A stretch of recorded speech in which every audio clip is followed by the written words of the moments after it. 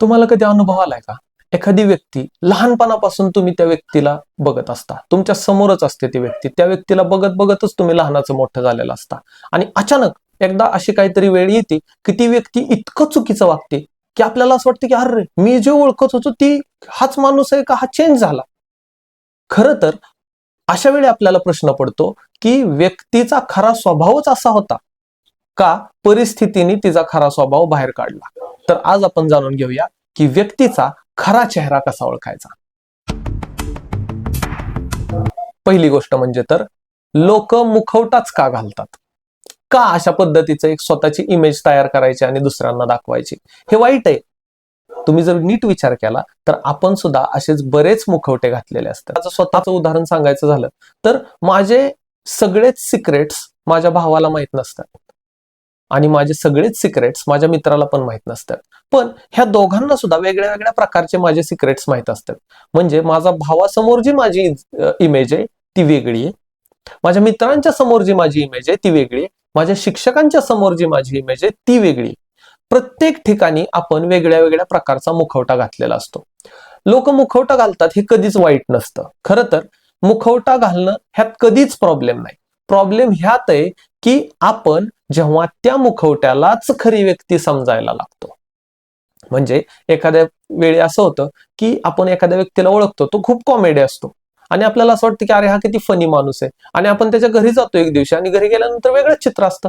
घरचे त्याला भीत असतात, त्याच्यापेक्षा लहान मुलं त्याला भीत असतात आणि मग आपल्याला प्रश्न पडतो की अरे हा व्यक्ती असाच फनी आहे का हा भीतीदायक आहे? हा लहान मुलांना त्रास देणार आहे, ताप देणार आहे, कामं सांगणार आहे, पिळवटून घेणार आहे, का हा व्यक्ती आपल्याला वाटतो तसा फनी? तर मग प्रॉब्लेम कधीच व्यक्तीमध्ये नसतो, तर प्रॉब्लेम असतो की त्या मुखवट्याला आपण जेव्हा त्या व्यक्तीचा संपूर्ण चेहरा समजून बसतो तेव्हा. यातूनच आपल्याला भेटते ती दुसरी गोष्ट. मग आपल्याला जेव्हा अशी व्यक्ती भेटते तेव्हा आपण नेमकं कसं ओळखायचं? व्यक्तीचा खरा चेहराच कसा ओळखायचा? तर ह्याच्यासाठी काही गोष्टी आहेत. स्टेप बाय स्टेप आपण जर त्या बघितल्या तर तुमच्या लक्षात येईल.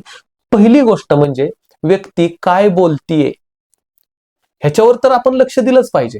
पण त्याही पेक्षा महत्वाचं त्या व्यक्तीचा पॅटर्न कसा आहे.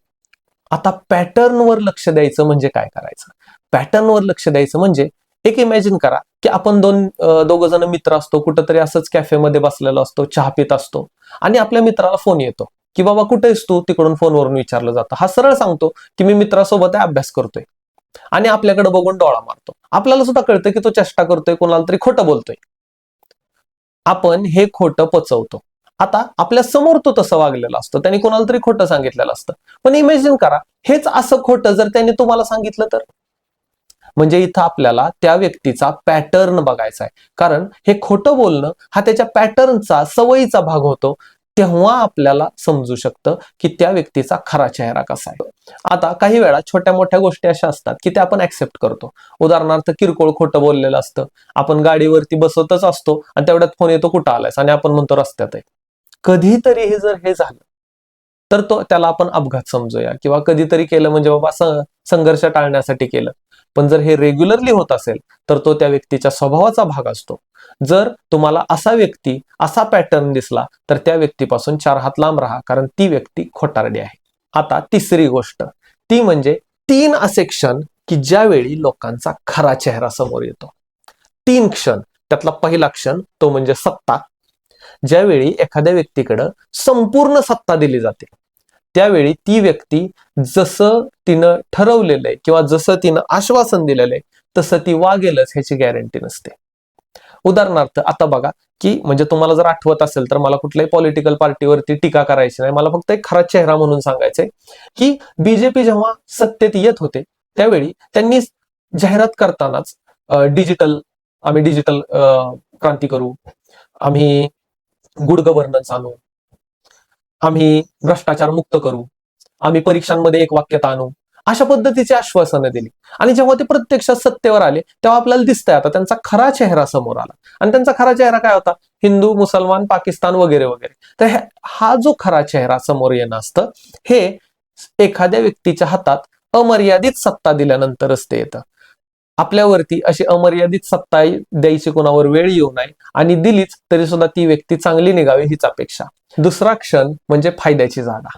आता त्या व्यक्तीला जर स्वतःचा फायदा दिसत असेल आणि ती व्यक्ती तशा वेळी जर नीतिमत्ता सोडून स्वतःच्या स्वार्थासाठी काहीतरी करत असेल, तर तुम्ही अशा व्यक्तीपासून दूरच राहिलं पाहिजे. आता तुम्ही हे सुद्धा बऱ्याचदा बघितलं असेल की एखादी व्यक्ती असते, ट्रेनमध्ये आत शिरण्याचा प्रयत्न करत असते, दरवाजा बंद, खूप गर्दी असते, दरवाजा बंद असतो, मग ती व्यक्ती काहीतरी करून त्या ट्रेनमध्ये शिरते, कसं तरी करून त्या व्यक्तीला जागा मिळते, आणि जागा मिळाली की ती व्यक्ती मात्र आता जागा मिळाल्यानंतर जे बाहेर आहेत त्यांना आत येऊ द्यावं, पण ती व्यक्ती सरळ सांगते की दरवाजा लावून घ्या किंवा बाहेरच्यांना येऊ देऊ नका, आपल्याला सफोकेट होईल. म्हणजे स्वतःला व्यवस्थित बसता यावं म्हणून ही व्यक्ती आता विचार करायला लागते. म्हणजे जी व्यक्ती 2 मिनिटांपूर्वी मला ट्रेनमध्ये जागा मिळेल का ह्या अडचणीत ह्या विचारात होती, तीच व्यक्ती ट्रेनमध्ये जागा मिळाल्यानंतर मात्र म्हणजे फायद्याचा क्षण एकदा फायदा पदरात पडला की तिथून पुढे दुसऱ्यांचा विचार न करता फक्त स्वतःच्या स्वार्थाचा विचार करते. अशा व्यक्तींपासून आपण दूर राहिलं पाहिजे आणि अशा व्यक्तींचा खरा चेहरा वेळीच ओळखला पाहिजे. म्हणजेच काय, तिसरा क्षण म्हणजे संकटाची वेळ. जेव्हा एखाद्या व्यक्तीवरती अत्यंत वाईट परिस्थिती येते, अत्यंत मोठं संकट कोसळतं, त्या संकटाला तोंड देताना ती व्यक्ती ज्या पद्धतीनं वागते तोच त्या व्यक्तीचा खरा चेहरा ओळखायचा. वळूयात आता पुढच्या भागाकडे, तो म्हणजे लोकांचा खरा चेहरा ओळखताना आपण काय चुका करतो. तर सगळ्यात पहिलं म्हणजे आपण अति गोड बोलणाऱ्या माणसांवर अतिशय जास्त विश्वास ठेवतो, पहिली चूक. दुसरी चूक, एका घटनेवरून आपण त्या व्यक्तीच्या संपूर्ण व्यक्तिमत्वाचा निर्णय घेतो. म्हणजे शीतावरून भाताची परीक्षा हे म्हणीत ठीक आहे, म्हण म्हणून वापरताना, पण प्रत्यक्षात जेव्हा व्यक्तीची ओळख किंवा पारख करायची असते तेव्हा एखाद्या प्रसंगावरून व्यक्तीच्या सबंध व्यक्तिमत्वाची ओळख नाही करता येत. तर अशा वेळी काय केलं पाहिजे की व्यक्तीच्या खूप साऱ्या गोष्टींचा एकत्र अभ्यास केला पाहिजे. तिसरी गोष्ट म्हणजे आपण आपल्याला जे पाहायचंय तेच पाहतो. एखादी गोष्ट आपण मनात फिक्स केली की हे असंच असणार आहे, तर मग आपण त्याच पद्धतीनं दृष्टी तशी सृष्टी या नियमाने दुनियेकडे पाहतो. व्यक्तीला, कोणत्याही व्यक्तीचा खरा चेहरा ओळखताना 3 अडथळे समोर येतात.